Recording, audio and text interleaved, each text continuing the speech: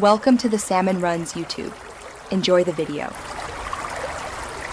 You begin by confirming the lens thread size and grabbing the matching circular polarizer.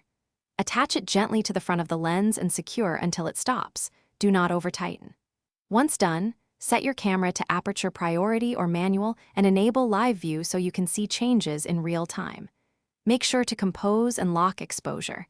This prevents shifts while you rotate the filter.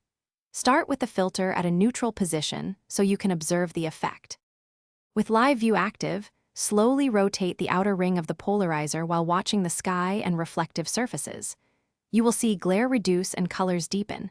This is because the filter blocks polarized light at certain angles. Once you hit the strongest effect, pause and inspect edges and highlights. Make sure polarization is even across the frame.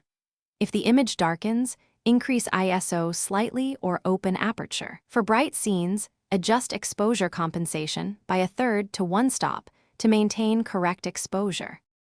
Finalize by confirming focus and recomposing if needed. The polarizer can change apparent contrast and influence autofocus, so make sure focus is sharp. Once done, take a test bracket and evaluate on the camera histogram to ensure no clipped shadows. If you see uneven darkening across a wide-angle sky, rotate less or remove the filter for that shot. Troubleshooting tip: if polarization seems weak, position yourself so the sun is roughly 90 degrees from the lens axis. This maximizes the polarizer's effect. Thanks for watching. Consider subscribing if we helped you.